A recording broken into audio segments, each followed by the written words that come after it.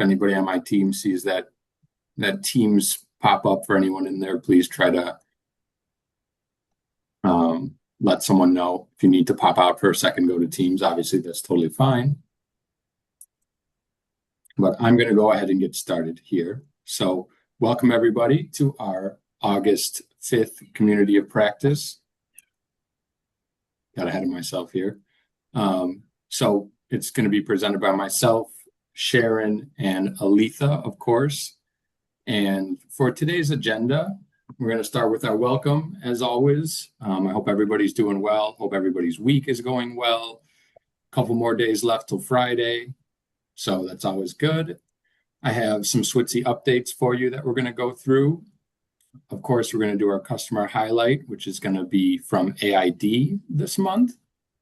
And then we have a presentation from Sharon today with sustainability, which I know we talk about a lot. Obviously, in the last year of this project, it's something that you're going to be hearing a lot about.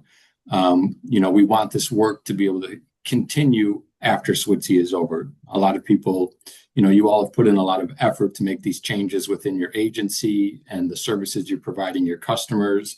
So we want to do our best to ensure that you can continue to provide these services and that you have tools and support and a plan moving ahead. And after that presentation, we are going to have a group discussion about some of the topics that are presented. So as always, I like to start with just some basic housekeeping. On the SWTCIE website, if you go to Learn with Us, there is a wide array of different documents to support your work, including transition, working with families, navigating DRS. So please remember that that is a resource for you all to take a look at. Continuing that is the data tracking tools that are located also on our website. If you go to the resource hub, so we have that CIE coordination activity, which is to be completed by the employment specialist on a weekly basis. We are pulling those reports. We are taking a look at what's being done on a day-to-day basis. This information is very helpful for Sharon, Aletha, and myself to kind of stay in the know outside of our biweekly check-ins. So please continue to do those. Add detailed information if you can. That's really helpful in us just, when we're working virtually and we're not side by side, to get a good glimpse of what is occurring at the agencies. Something that I think was communicated with everyone, but I want to ensure that it made it to everyone, is there was the baseline survey that was necessary when working with new clients. This was for Mathematica RSA. Please know that this form does not need to be completed anymore. The link is still on the website, but if you click on it, you will see that the form has ended. And please know that for any clients that did complete that survey initially, there will be a post survey that will be sent out to those clients to take additional data for what they've gone through after they've experienced SWTCIE. So there will be another Mathematica RSA baseline survey sometime in the future. And lastly is the outreach tracking form. So if you're holding events, career fairs, if you're going into transition seminars, if you're working within the community at a community event, this is the form you would use to track the numbers, who you talk to, the population. We want to see where this message is getting out to within the different communities. So if anyone has any questions, please let us know. Please pop it in the chat. We're happy to discuss. If you have any issues accessing any of these resources, please let us know. Okay, some upcoming events. So I'm sure everyone is aware Sylphie's filming is just around the corner, starting on the week of August 10th. I know that the CRSs have all been working with the agencies to gather that information. As always, we really appreciate everybody's work in putting that together. We know that it's a big ask to try to get an employer, trying to get a client, trying to get a family, everyone engaged to participate. So we appreciate your help with that. Aletha, did you want to say something? I did. Just hello, everyone.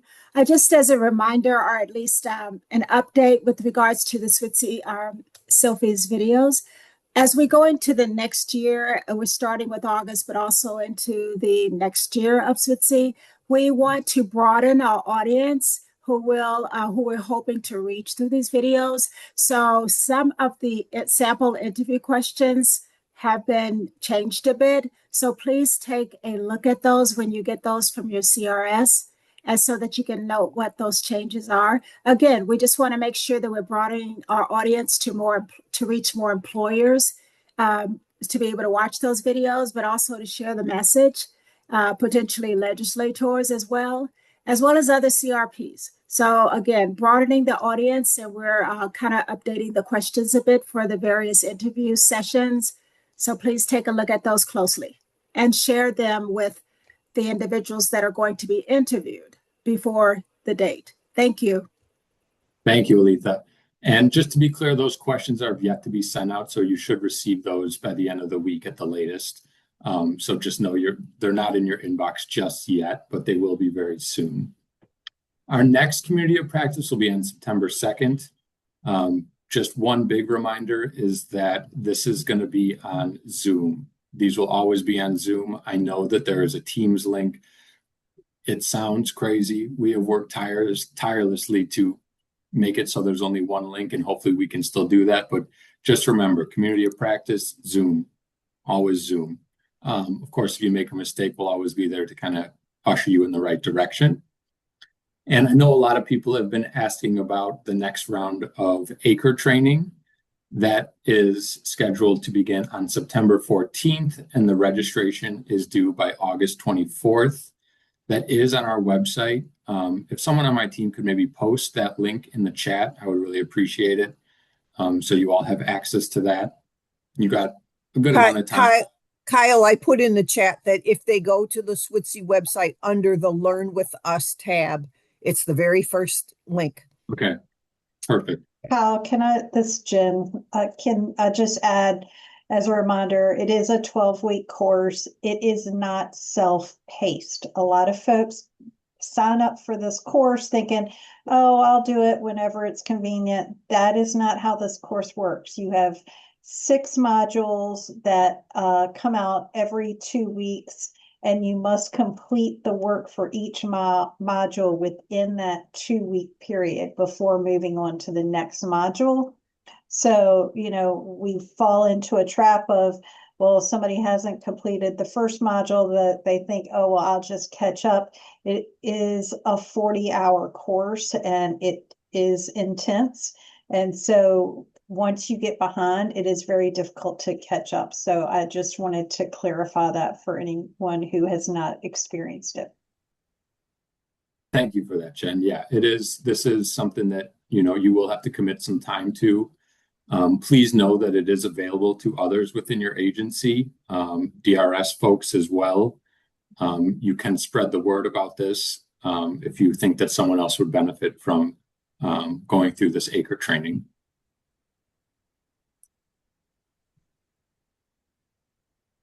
Okay, we got 2 sets of updates.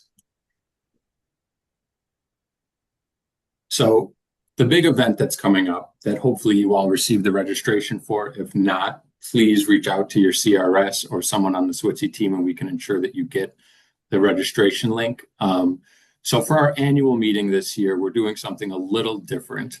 So it's a 3-day event. It's on October 15th, or pardon me, this is for folks on this call, for SWTCIE folks, this event starts on the 14th. So the 14th is the SWTCIE annual meeting, and the 15th and 16th is the Integrated Employment Symposium.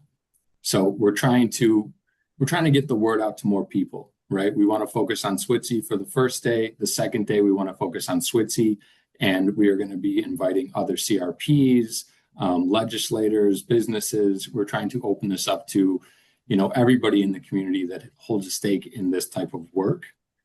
There's going to be breakout sessions. There's going to be panels. It's going to be a pretty dynamic event.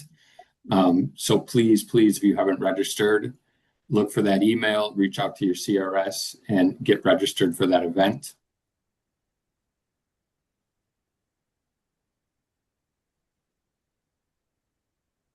And something that we're really wanting to have at what I'm calling the IE symposium is we want to have a panel, right? We're trying to be flexible with this because we're not really sure who we're going to get involved, but we want employers, we want SWTCIE clients, potentially their families or guardians, if that's, if they need someone to accompany them. We want to have a panel of people all involved in this work to talk about how it has impacted their life. So I know the CRS team has been reaching out to all the agencies. We've been following up with employers. This has been something that we've been working on for the past couple of weeks here, but I just want to put it out there for everyone to see that this is something we are trying to accomplish. So if you're thinking you have someone in mind that would potentially be a good candidate that you think would be open to coming out to Champaign and being a part of this panel, we're looking to do this on Friday, October 16th. We are pretty flexible with the time we're looking at right now in the morning, sometime between 10:45 and 11:45. But we want to work with the individuals that are able to come and sort of navigate the agenda around their availability. So just some things to keep in mind when you're thinking about potential participants in this is, are they agreeable to sitting on a panel? Are they open to answering questions from a group? SWTCIE participants, we want them to be folks that are exclusively engaged in work in the community, that are open to sharing their experience, and employers who have hired SWTCIE individuals and have a good success with working with our clients. And finally, able to travel to Champaign-Urbana for the event.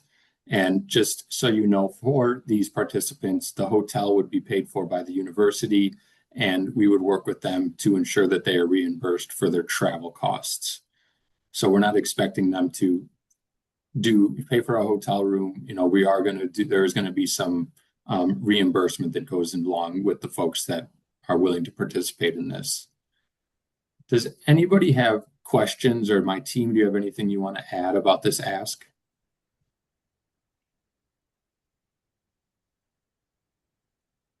I don't think so, Kyle. Okay. No, Kyle, I have nothing, Kyle. Thank you. Okay. So yeah, thank you very much. We know that this is a lot of work to get people engaged in this. We're here to support you in any way we can. And we just appreciate your diligence in trying to get participants involved in this.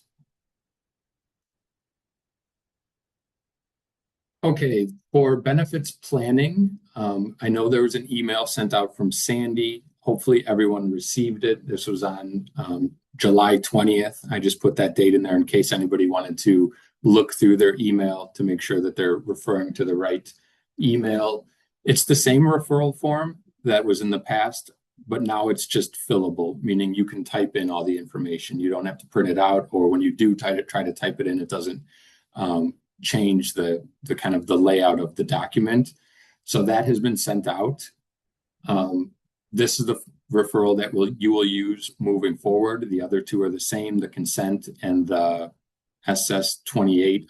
Can't remember the exact number, but there's 3 documents in total that you would need to submit for benefits planning. And I wanted to let you all know that at our September COP, Sandy will be attending. She will be kind of giving us an overview of what they've experienced working with the different SWTCIE clients. I think it's really helpful for the agencies to see a little bit behind the scenes of some of the issues they're encountering, how they're solving those issues, and just sort of shining the light on the importance of this. Because I know that for me, working with my agencies, the reports that Tammy and Sandy are putting out there are extremely detailed and full of a lot of really helpful information that families and guardians seem really surprised about. So we just want to ensure that everyone's taking advantage of this opportunity. And also please know that if something were to change with one of your clients who was already referred, let's say they lose their job, they start making more money, they gain more hours, you can go back to Sandy and complete another referral. They can pull the BPQY once again and write up a new plan for that client. So once something changes, please reach out to your CRS, reach out to Sandy, and inform them and let them know that this has changed and see what your next steps are to creating that new BPQI. Sharon, I saw you pop up. I didn't know if you wanted to say something.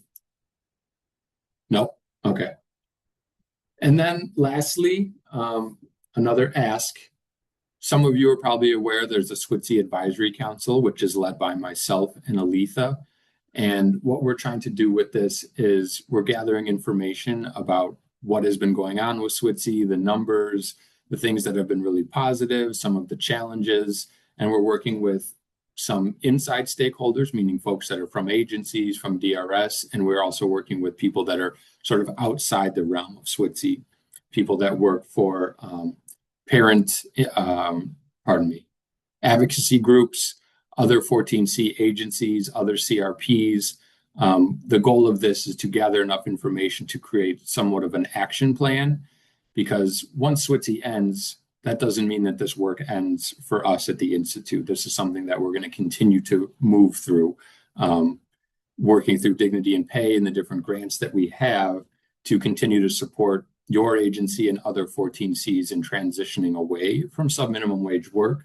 So as everyone knows, this is a demonstration project. We're trying to pull information in that we can look at, we can analyze, and we can kind of decide what has worked, what needs to be fixed, and move along from there. So the goal of what we're doing with this stakeholder survey is we have developed a very short set of questions, 5 questions that we are going to be administering to employment specialists and agency supervisors. Jenny from DRS has been kind enough to take the lead on doing this with the DRS counselors. And we really want your real feedback. We want you to share what's working. We want you to be honest, talk about what's good, talk about some things that have been pain points. We understand that this is new, this is different. The agencies are having to navigate a lot.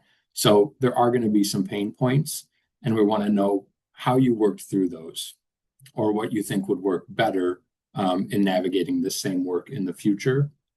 All of the responses are going to be anonymous, meaning that when we collect these and then share them at the advisory council, it's not going to say that it's so-and-so from this agency. It'll just say employment specialist, SWTCIE supervisor, DRS counselor. So your information is going to be protected. We're not going to say who you are.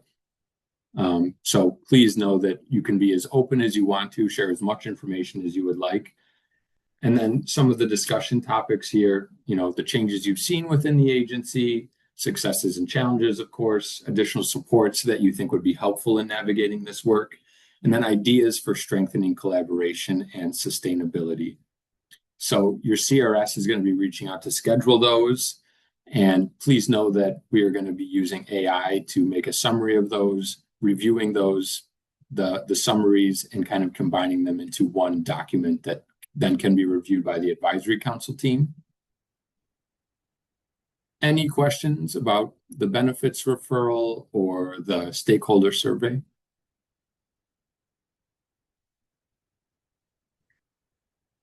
All right, well, if anything comes to mind, please throw it in the chat and we can move right along here.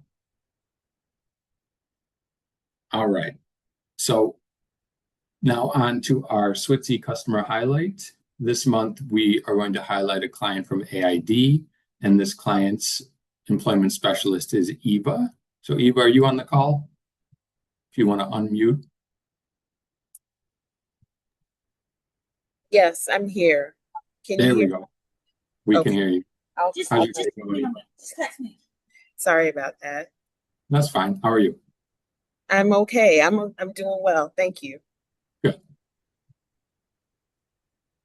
All right. So There we're he going to is. talk about, there's Mario.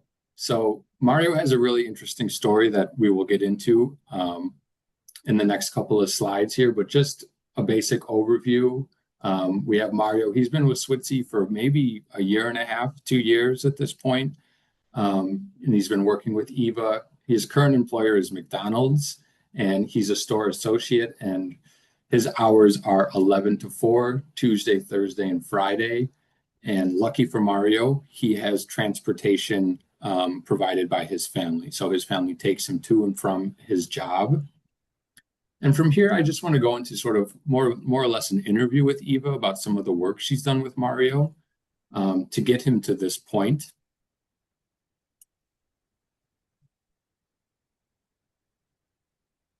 So Eva, I know that we've talked a lot about this. Can you give us a little insight into Mario's sort of his trajectory into getting this job? Is this his first job in the community? So this isn't his first job. We actually created an opportunity previously at provider Panera, and he was working there briefly. We came upon some challenges where he had some confrontation or conflict rather with an employee, and it was more of a misunderstanding. I think that speaks to just walking through a space with a client and talking about some of the challenges of having appropriate interaction with other employees and things of that nature. He additionally didn't have quite the hours that we were looking for at Panera. He wasn't getting the hours. So we made the decision to leave Panera and pursue other opportunities. So we went through that journey, and he landed at McDonald's. And how did that connection at McDonald's come about? This is part of what I think is really beautiful. It speaks to just the work that we do and how it impacts lives. So this McDonald's, he did a follow-up with and went actually on his own following up with inquiries with reference to employment. And he obtained the job. He obtained an interview. And I think this is really beautiful. This is Mario is a shy personality. He's definitely has expressed some anxiety about not always feeling understood and having to navigate spaces. So the fact that he did this was it was something to be really applauded, and was really happy to see that occur. And he followed up with me that this was potential opportunity. We followed up, and he received the job. And I just want to kind of follow up to that, because I remember when he was first offered the opportunity at Panera, how much pre-work you did with him to get him ready for that interview, which I think is exactly what got him to the place where he was able to have that conversation at McDonald's and advocate on his own for the job and work through that with a level of confidence that ultimately got him the job. And I think, again, yeah, you're right. With Panera, there was a lot of where I became familiar with the business and introduced myself, did the 3 cups of tea, and struck up conversations, and then later introduced Mario. So it was fluid, and they were open to the opportunity, extending him the opportunity of employment. But he had the chance to start to have those conversations, introductions, trying to make himself familiar with a company and learning. So he had some of that to back him. And I think that really helped with this when we move forward with McDonald's.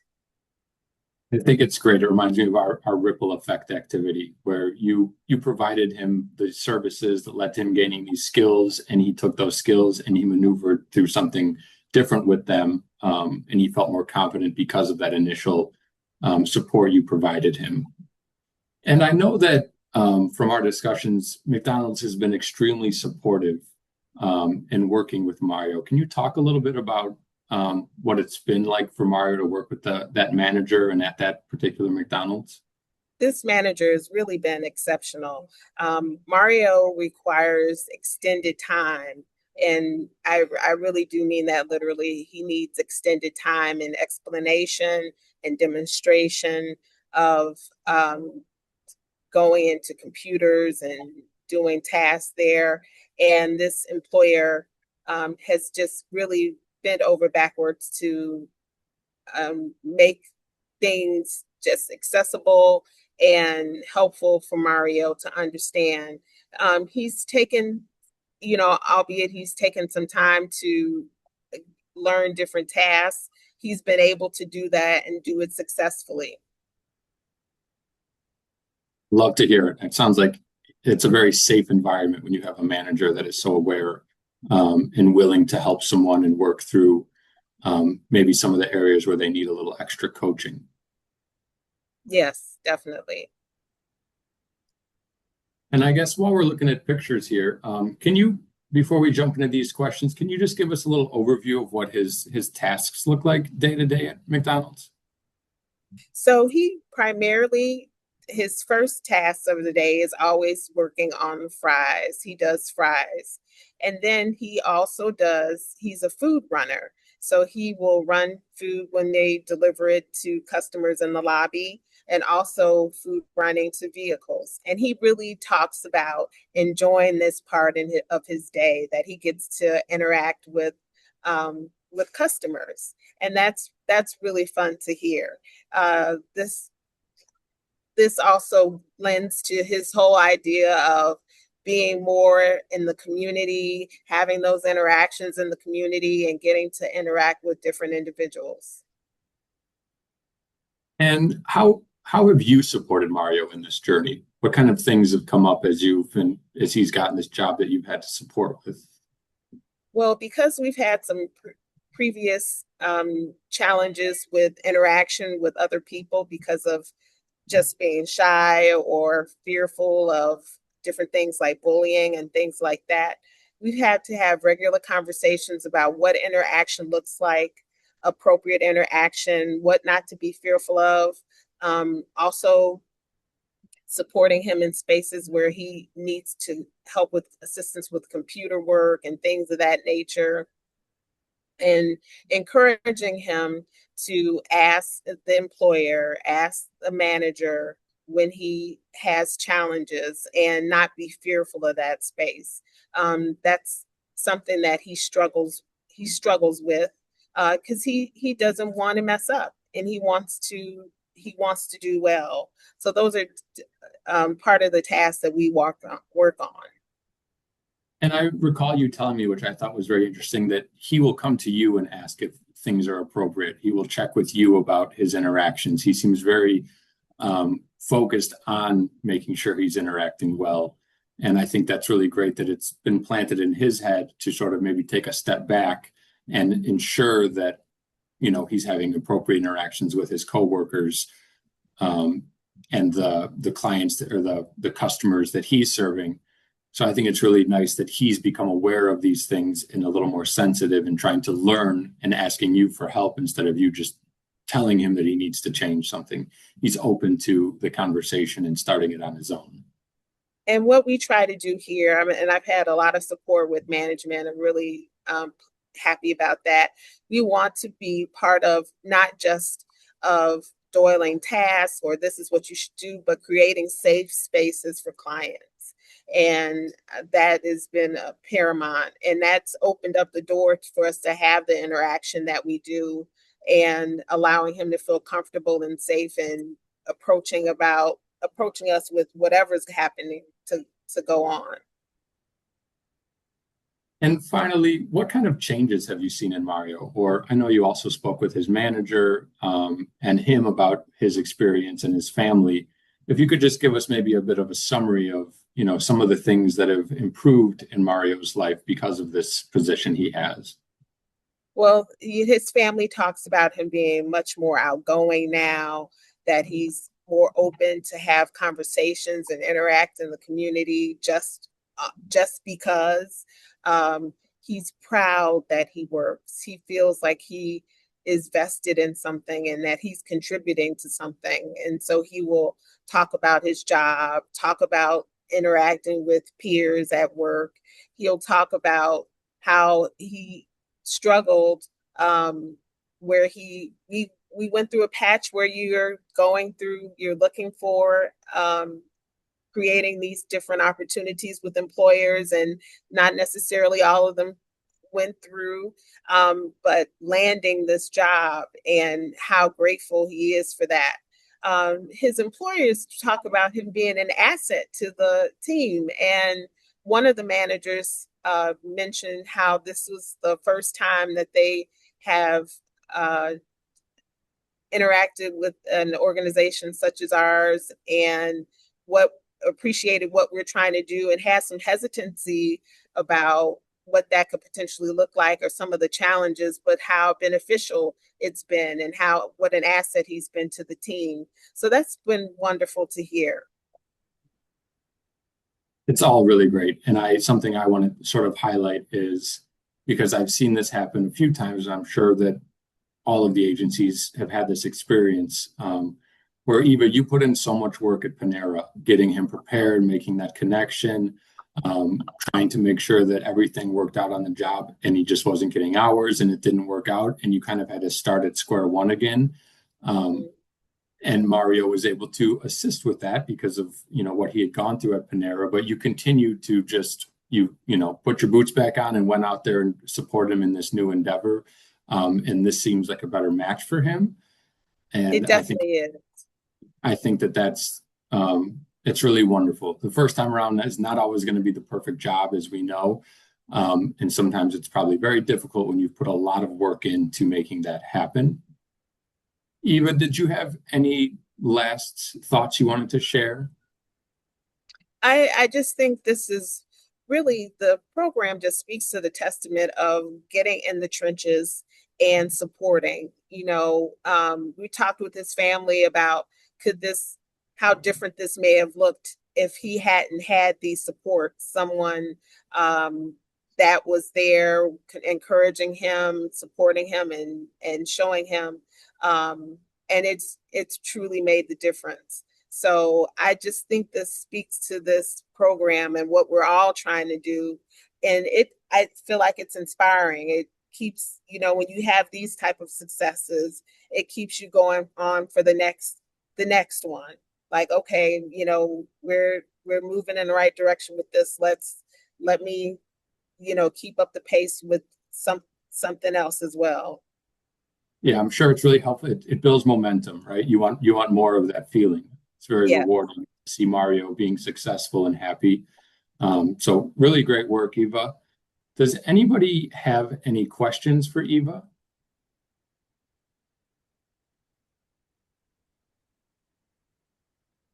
Okay, well, Eva, thank you so much for sharing. Thank you so much for helping gather all this information about Mario. Hopefully things continue to go as they do, and he continues to enjoy his job at McDonald's. Thank you.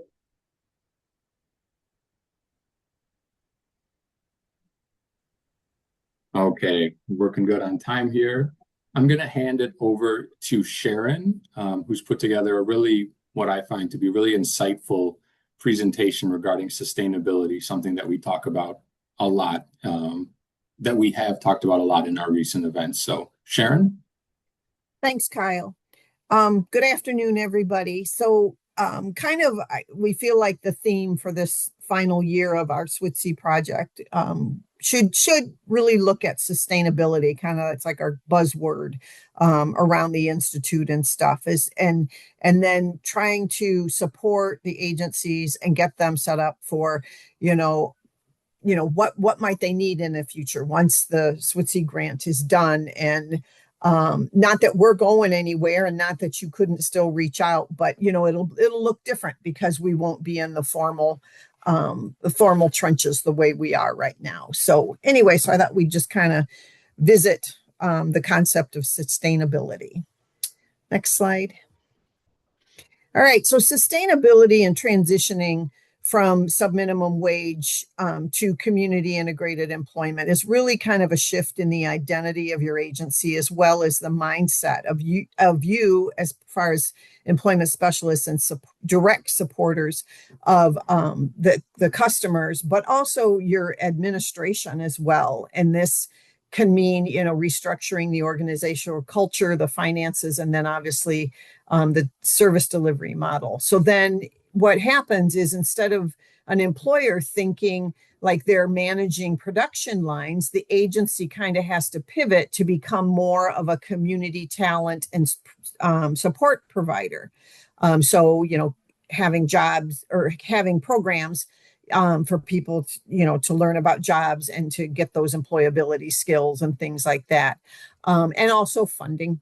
So really becoming very much focused on the community versus focusing on the four walls of your agency. Next slide. All right. So when we talk about culture shift, we're talking about the agency becoming a trusted employment and support provider rather than a production employer. So the old mindset kind of looked at managing production lines, supervising facility-based work, kind of measuring productivity, doing those production rate, scales and things like that, operating in a sheltered environment and assuming that people that come to your agency for services are going to automatically just go to work within your four walls with whatever production you might. And I know some of your agencies don't necessarily have an in-house production, but still, kind of being just kind of their home base is going to be inside the workshop or the agency. And so there's the shift so that the new way of thinking is more community-based, connecting people to community jobs, developing that talent for whatever the needs are in the community as far as jobs, building partnerships with employers, and then providing ongoing support so that our individuals are successful. Next slide. All right. So in order to have a successful transition and transformation, you need to have a leadership that's committed to the change. You need to have your staff that embraces new roles. So that it might involve like cross training. So maybe, some of the DSPs may, need to, or it might be the agency's choice to cross train these people as employment specialists and job coaches, if nothing else, just to fill in if someone's on vacation or someone's sick. But then too, it's good that everyone that works within the agency, whether their role, their official role is an employment specialist or a job coach, but that they understand the role and that everyone understands each other's role, because this is all a big puzzle and everybody is a piece of that puzzle. And in order for that puzzle to go together correctly, everyone needs to understand the other aspects of, the agency and the puzzle. And then focusing on individual strengths and career goals, using innovation and continuous learning is also a part of transformation. And then, of course, collaboration across the departments. And then kind of a statement there is success depends on people changing how they think before changing what they do. So kind of starting with the mindset shift and then, implementing behavioral changes that lead to success and lead to the change of the agency. And a lot of this stuff you guys are already doing and engaged in. But I thought through this today, what I'm hoping is that you start to see how some of the things you've already been doing, you're really getting set up for the sustainability piece. So sometimes it's just kind of nice to bring it all together to kind of create that big picture, and you can kind of see how it all, works. Next slide. Okay, so restructuring the service delivery to support community or competitive integrated employment. So key service areas would include, obviously, you all engage in the discovery and the career planning. You spend the time getting to know your client and, learning what their strengths are, where their needs are, what their interests are, any, limitations such as transportation or other things. So you guys already are doing that discovery and career planning part. You're already doing job development and engaging employers, your job coaching. We're offering the benefits counseling, and you guys are referring people. The transportation part obviously is something that's, just ongoing and seems like it will kind of always be an issue. But then, developing career advancement service and then looking at those long-term employment supports.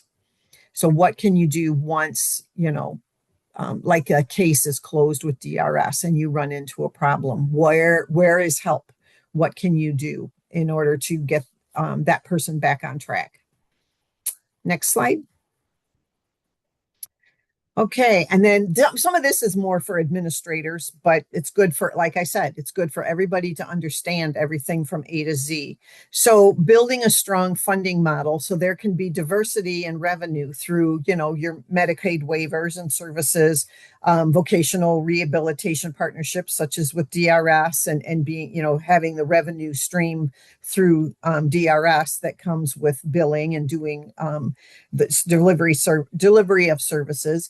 Any state and local funding, grants, foundation supports, things like that, employer partnerships. And then obviously, we have talked a little bit about some of these fee-for-service employment supports where maybe your agency has someone that can offer a service to other agencies that they don't have, and there can be a fee, charged for that person's support. So some of these kind of, a little bit of outside of the box thinking and getting creative in regard to how can we generate some revenue. And then, this sentence here, financial success comes from delivering high value community services, not production revenue. So kind of expanding the mindset again of outside of the four walls of the agency into more of a community focused, community based operation. Next slide. Okay, so expanding those community opportunities and partnerships. So strong partnerships obviously involve local businesses, industry associations, your chamber of commerce, your local service groups like the Kiwanis, or, maybe some, I know some communities have like Optimist Club, things like that. So tapping into some of those service groups or clubs that are existing in your community, getting to know what they do, what their focus is, and then getting to know some of the members, because oftentimes those members are business people and can be a great network. So workforce development and then economic development as well.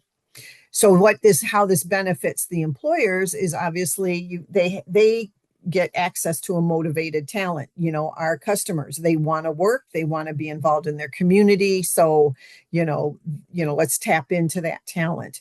It diversifies the workforce. It really creates a better world, not to get kind of cliche and stuff, but the more diversified we are and the more we learn about each other and we learn how to help each other. And I know in one of the videos from SWTCIE, the one with the young man that works at the Mexican restaurant, where the owner and his employer said that him working there makes her and her staff better people, but also it shows the community, that Joel can hold a job and that he can, and it also, like she said, it gave her children an opportunity to have the opportunity to interact with someone like Joel that has some different challenges and some different ways of thinking and things, and that just helps them become a better person. So all of that workforce diversity is only a good benefit to the community. Also, improved retention through, we know research tells us, oftentimes someone with a disability, they're the most reliable, they're the most dependable, people, they don't take time off, typically, when it's a good job fit for them, they tend to stay in the job, they tend to, show up and do a good job. And so that's good for the employer, because then, they know that, business is going to get taken care of. And then obviously, community leadership in showing the rest of the community, hey, we're somebody that supports inclusive workplace. So, you should too, kind of a thing. Next slide. All right. And then investing in your workforce. Obviously, none of this can happen without the people who support our individuals. So looking at the needs of staff. So training your employment specialists, which, we have done through the project. with our VCU consultants. We've had, obviously that, trainings there, our ES roundtables, sending links to webinars or other learning opportunities. We've really tried to be very good about making sure that people are aware of these different opportunities to learn and to grow professionally and personally. Community networking skills. So building those networking skills that, looking at your community as everybody's a potential employer out there, and how do you then approach them, and what are the how do you speak their language and things like that.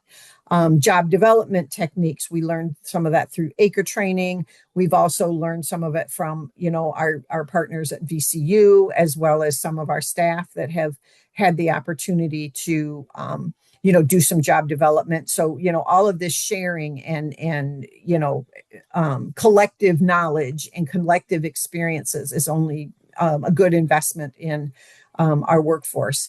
Customized employment strategies, benefits planning, coaching and mentoring. And so the key takeaway is that staff development is the foundation of successful transformation. And that's very true, because you guys are the backbone of your agency. Those, direct support and employment specialists, you are the ones that make things go. You're the little engine that keeps that agency going. So investing in you professionally and personally is only going to increase outcomes at the end of the day.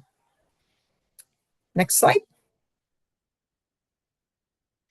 Okay, so how do you develop a community-based network? Well, you can invest in professional development and training of agency staff, which is what we just talked about. So, but in addition to like formal professional development and training, you can stay current with hiring trends. So, kind of being aware of what's happening in your community. What are new businesses that are coming into town, and what are they? Are you suddenly having all kinds of restaurants? Do you suddenly have a new manufacturer? So just kind of keeping your finger on the pulse of your community and what businesses are growing or coming to your community, and then putting them into your repertoire of potential employers.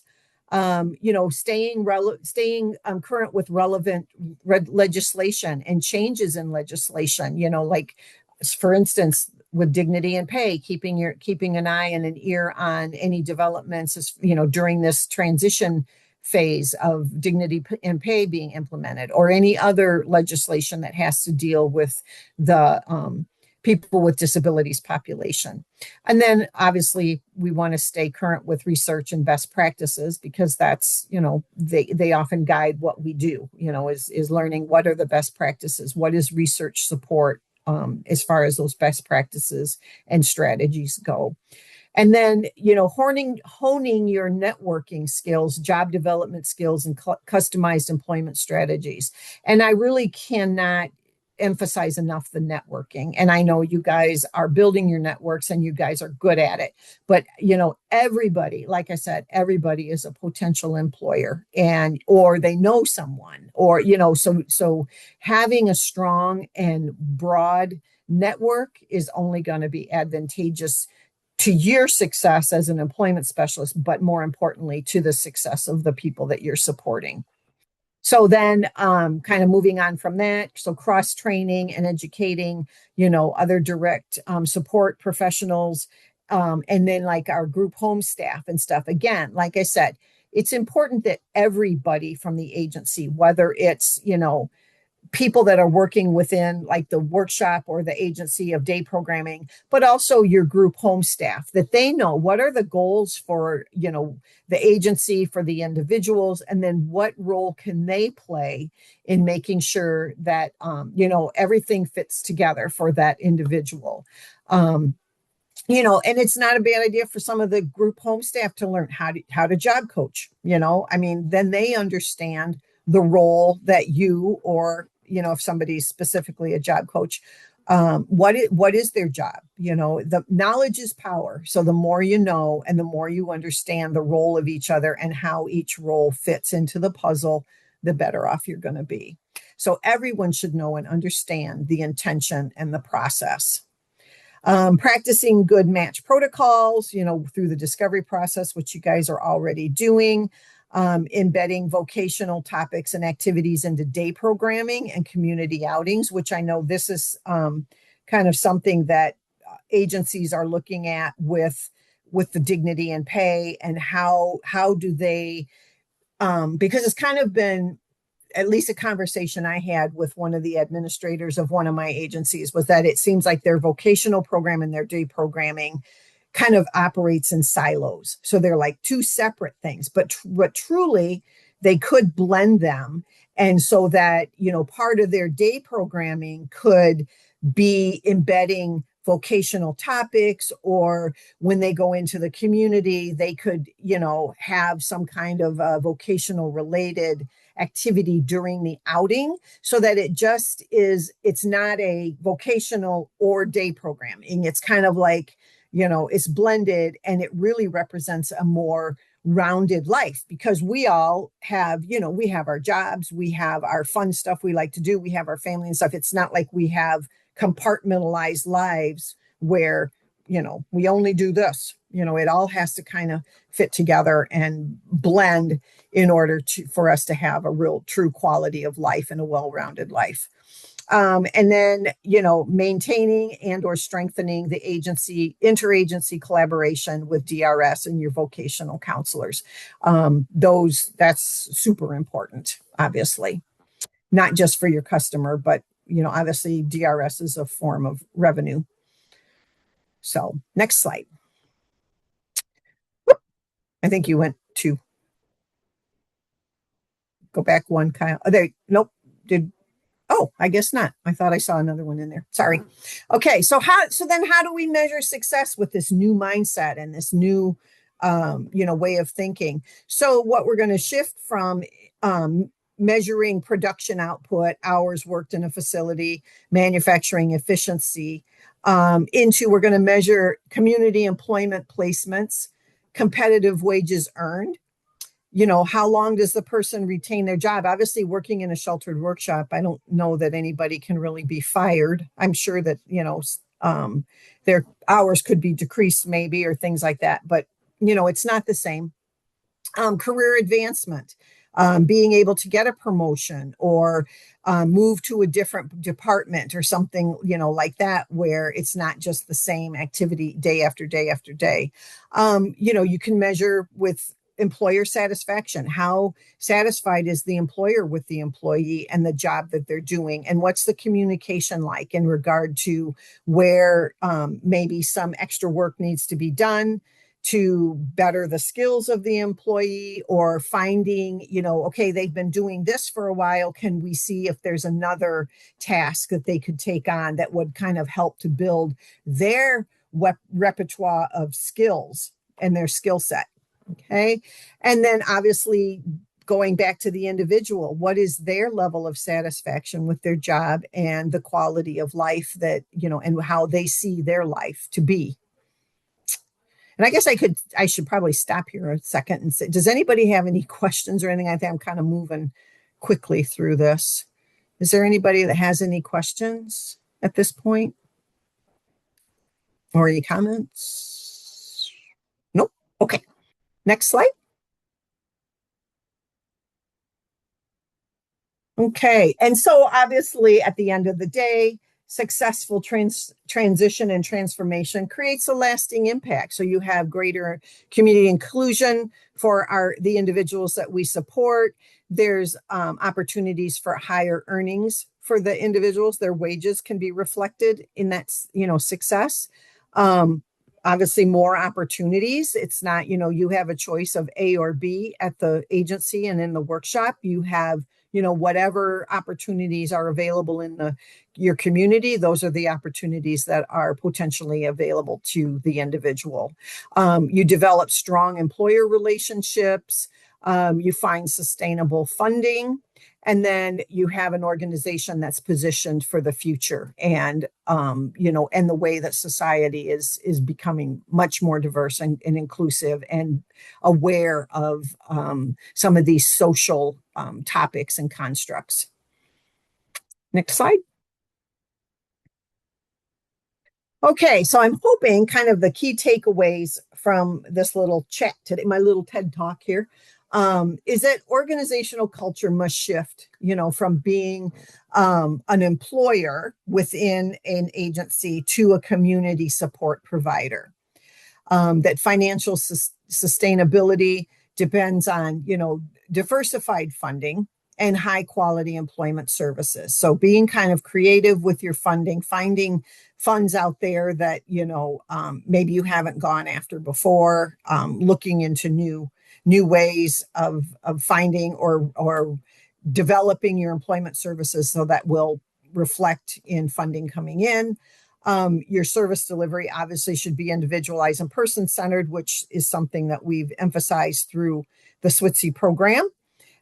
Staff development and employer partnerships are obviously going to drive long-term success. So the better developed the staff is, and the better they are at creating these partnerships and these relationships. We talk about a lot about, it's all about the relationships. Then obviously that's going to lead to success. And then competitive integrated employment creates better outcomes for the individuals, the employers, and the community. It's just a win-win-win all the way around. Next slide. So all of that being said, change is hard. We know that, but it's necessary. So moving away from the sub-minimum wage model, it's an opportunity to redefine the organization's mission, strengthen its financial future, and expand meaningful employment opportunities for people with disabilities. So it's kind of a way to redefine the identity. Okay, we were, this. Now we're much more this, and that we're kind of thinking out into the community versus being in our, building in the four walls of our building.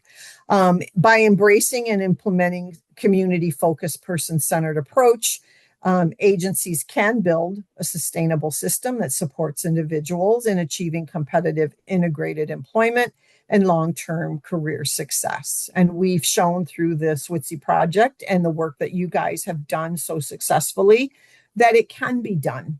And obviously, this was a demonstration project. And I think we've demonstrated that, yes, even people with more significant disabilities and support needs can be successful in the community, in jobs, and that it's changed their lives. It's made them more productive. It's made them more confident. There's just, a whole litany of positives that you can, list and list and list for days.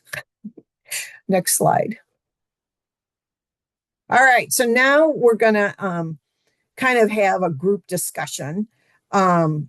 So we were going to kind of use some breakout rooms, but we thought maybe it would be just as well to just do one big discussion. So kind of, if you would please, share out as far as what's working and what isn't. And obviously you're going to plan to continue what works and eliminate or revise what isn't. What do you feel still needs to be done? And then, as far as sustainability, and another point that I want to make is, as you're kind of going through this next year, and even with this activity, if there's something that you feel you need to know more about. I know one topic that even Jim and I discussed this morning is, if a person is successful in their job and then DRS closes their case, and then they do not have waiver funding, but yet there's a new manager or a new task, and the person kind of hits a speed bump, and they have a hiccup in their job and performance, and you need to go back in there and get them back on track. How, I know that there are agencies that are doing this and not billing because they can't. Where are they going to bill to? And they, so while it's admirable that they're doing that, they're basically giving services away, which, that's not going to help with the funding part.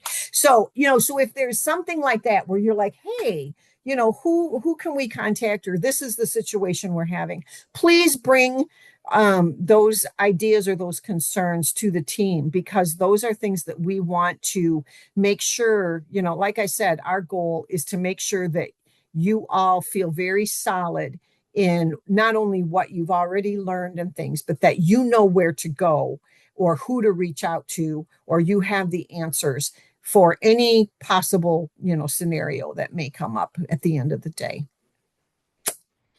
Okay, so I think what's our next slide, Kyle? Is it our discussion slide? Yeah, okay. All right, so I guess, somebody kick us off before we call on people. So what do you feel is working? What maybe do you feel, hasn't been working?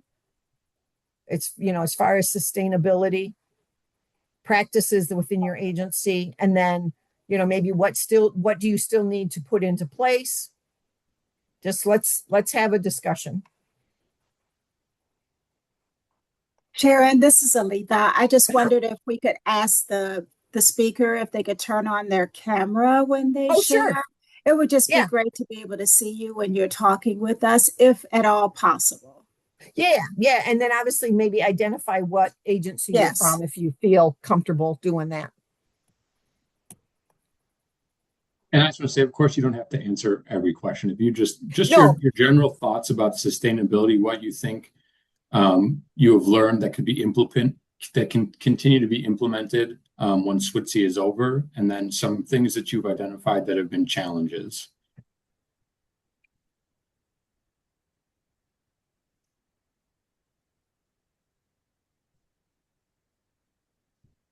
Let me look in the chat here.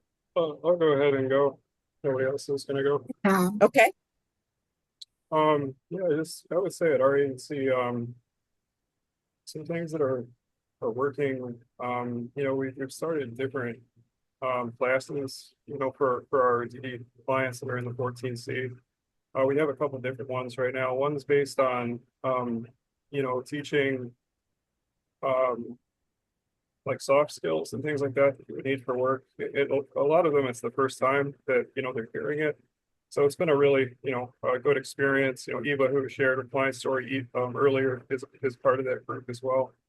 And then one of our newer staff, Rachel, has been doing, sort of vocational classes as well, where they're going out in the community, the same population, and, just talking to different professionals about different career paths and things like that. So I think overall, it's been a really positive experience. We do, our pre-post surveys, and I think a lot of them now are more open to working, it's even just, 6 months ago, doing these classes and everything.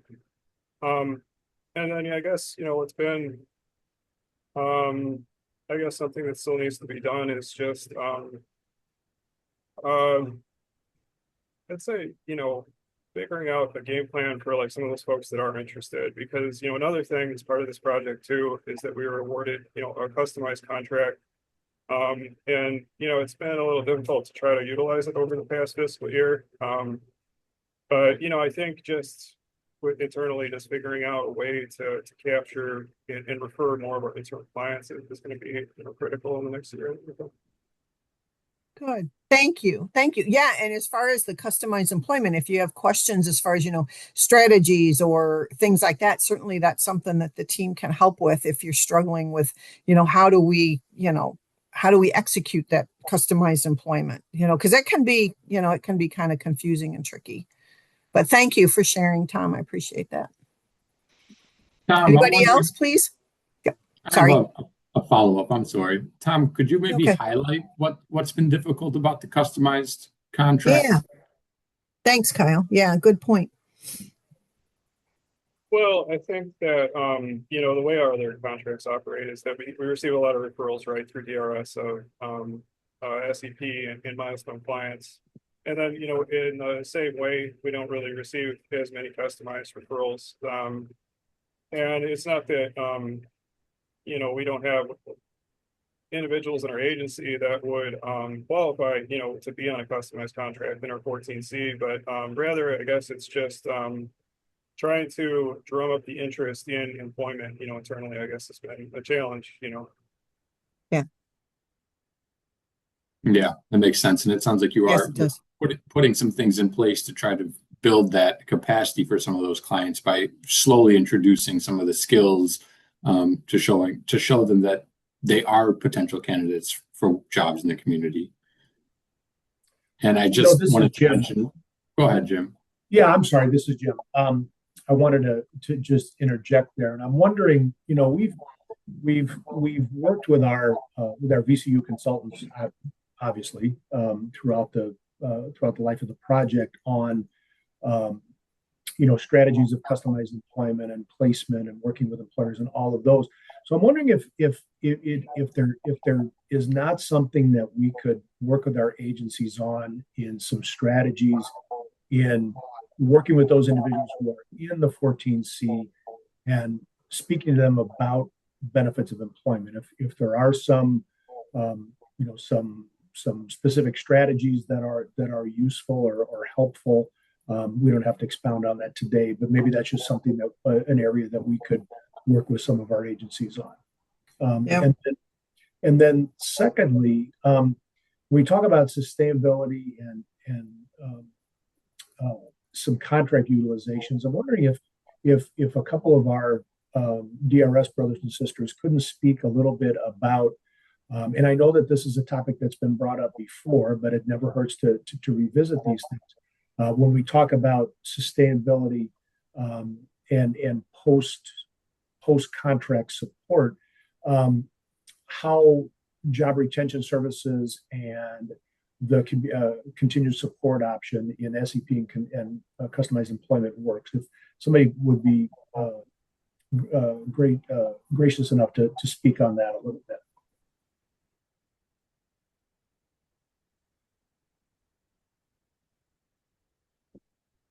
Anybody?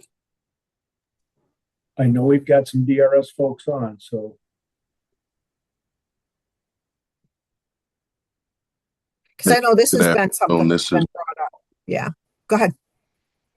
Hi, this is Richard. Can you guys hear me? Yeah, thank you. Hey, good afternoon, everyone. Richard Jones, itinerant supervisor, Region 1 South. Thanks for bringing it up, Jim. We do have post-employment services available. We do it on a case-by-case basis, which is obviously the best way to do it. But we can definitely utilize funds for post-employment for customers that are coming out of customized employment. It would just have to be figured out what would be the best route. There's three options. We got job stability is one, job retention is another, and just looking for employment, another job is also a route as well. But we do have funding available for post-employment services. It would be important to connect with your DRS office to figure out what the best plan is if a person is in danger of losing their job or they just need a little bit more support. We can definitely figure that out. So that is an option that DRS has for customers coming out of customized employment. Thank you for sharing, Richard. I'm curious, are those options outlined in the CRP manual? Where would someone find more detailed information? Hey, this is Kristen. I'm just going to jump in here for a moment. I apologize, Richard. Thanks, Kristen. Yep. So I couldn't find the Zoom thing. It shrunk on my screen, so I was trying to enlarge it to get on. So we do not talk about post-employment or what was the other one? Job retention. Job retention. We do not talk about those underneath the contract because they're not they're not part of contractual services.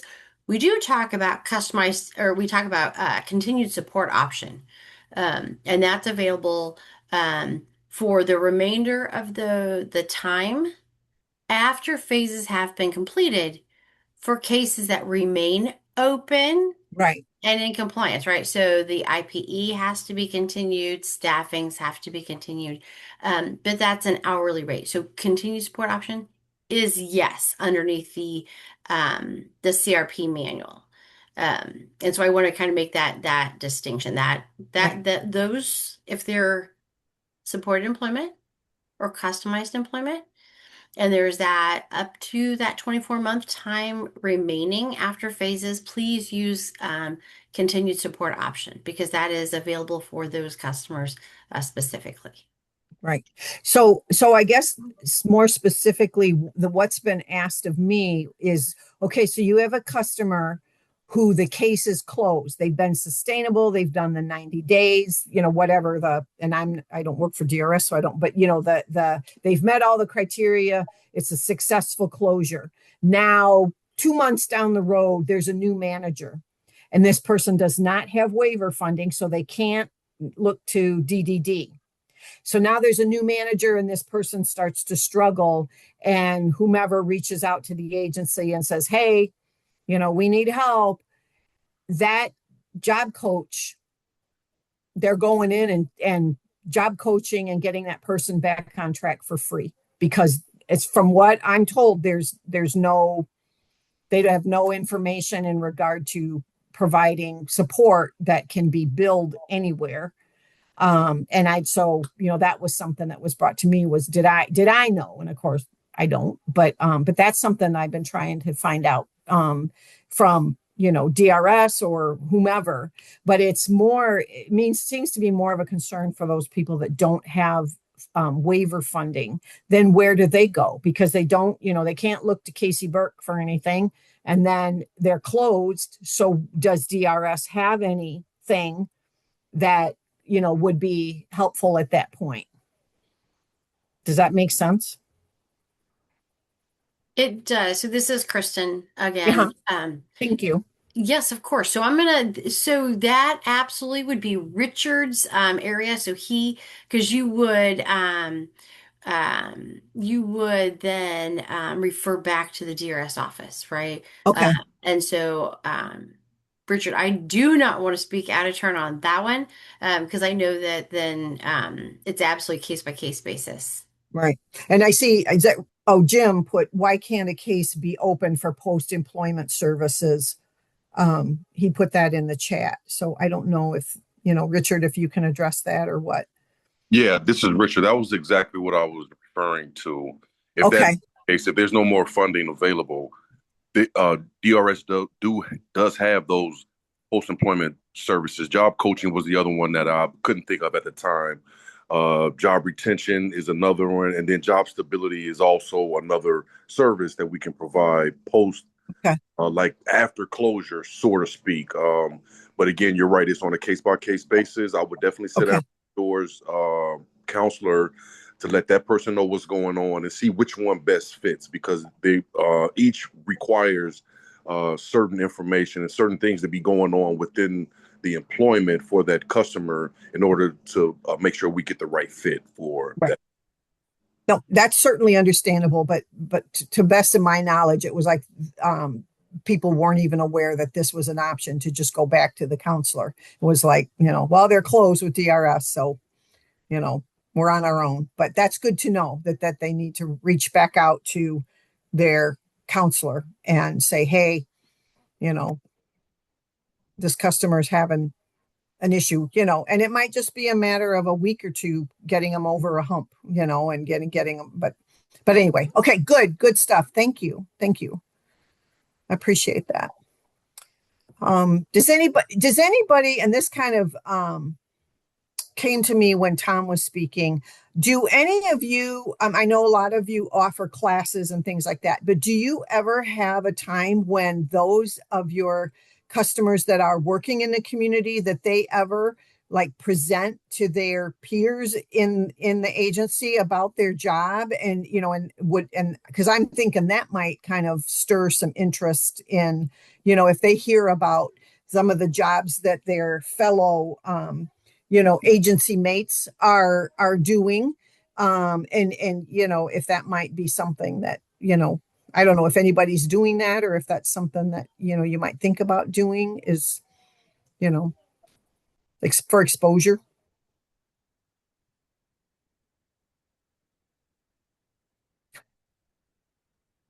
Quiet crowd today.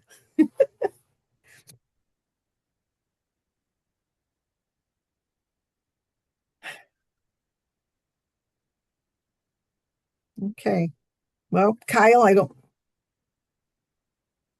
anybody else have anything they want to say for the good of the group?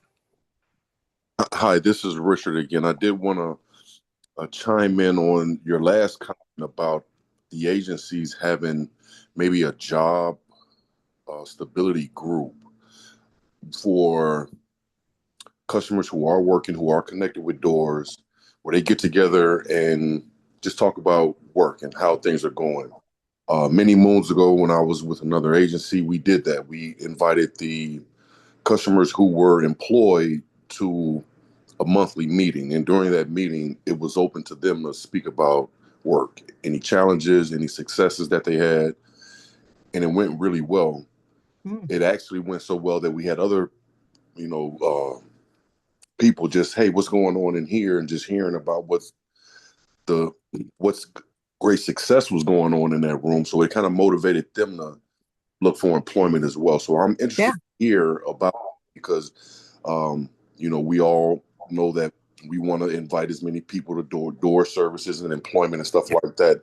That could be one way to engage others to think about employment. So I'm just interested to hear about that. Yeah. No, thank you. Thank you. Because certainly, I mean, you could almost have, so like a support group of individuals who are employed and they have an opportunity to, share their successes or their challenges and maybe look for feedback or, use their peers as a sounding board. But then again, like what I was thinking was, that exposure piece of someone who maybe is on the fence about getting a job. Then they come and they hear about Mario working at McDonald's and they're like, woohoo, that's what I want to do, kind of a thing. So anyway, I don't know if anybody has any other thoughts or maybe you're doing. I was just going to say that's also a great opportunity to use those selfies videos, right? During some of those classes, like Tom was speaking about, you're showing videos of the people that they are aware of, that they have maybe have worked alongside. And I think that, that could flip a switch into motivating someone to be more interested in community employment. Absolutely. And as far as the, those extended services that we were asking about, that Richard, you provided some information. We really appreciate that. I know that that is an issue that has been on a few people's minds. It's been brought up in some of my meetings. Because if we think, as this continues, right, and more of our individuals are getting jobs in the community, I think we can assume that many of them are going to need some extra support at some time in their life. Teresa, I know you have brought it up from CTF. So this is something that myself and my team is going to continue to explore. And please know that that will be a topic presented at a COP or potentially the annual meeting, because I think that process itself, we really want the agencies to be able to speak about it, to be able to communicate that with their local DRS office and advocate for those services when needed, because you all are going to get, the more people get jobs, the more busy you all are going to be.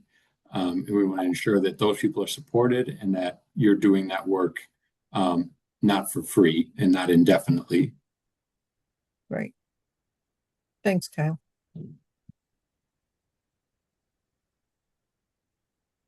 So no other concerns about sustainability, no other things that you're trying to put in place. Something that comes to mind for me, I know, Tom, you're also training one of your staff to be a benefits specialist. Is that something that other agencies are interested in, or have you gone down that path?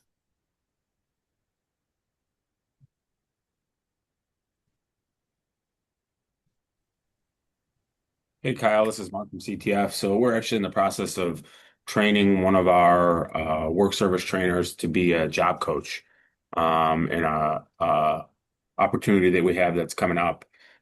So kind of cross-training staff, moving in that direction. So fabulous. Yeah, thank you for sharing. I think that's huge. What Sharon highlighted is that everyone has the same approach and the same intentions when working with the clients in the agency, and cross-training in case someone's sick, can't do job coaching, or like you're saying, I know there's an opportunity at CTF where you're needing an extra individual, and taking the lead to just train someone and get them in place to support those clients, I think is really great.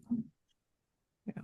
And I think it helps the staff, the broader staff, then maybe understand how they can be supportive. Again, like they're not working in silos. Like this is all, we all work, we're all in this together. And so that way, maybe your staff at the group home or something can maybe then be thinking of ways that they can reinforce some activities or, be encouraging or whatever with an individual, so that they're getting the message, from multiple places. And, so anyway. Well, we only have 8 minutes left here. We always appreciate your time. And your commitment to the project in general. If there are any last comments, we are here hanging out on the call. For the employment specialists, I just wanted to remind you all to please complete that exit survey from the ES Roundtable that was sent out last week. There's still a few outstanding, so please, if you need that link, let your CRS know, but please complete that. We really appreciate it. The more of these type of events that we plan, we're always focusing on the same thing, but we want to be able to deliver this information in different ways that keeps you all engaged and motivated. So we really utilize those surveys to influence the topics and the way that we present topics at future events.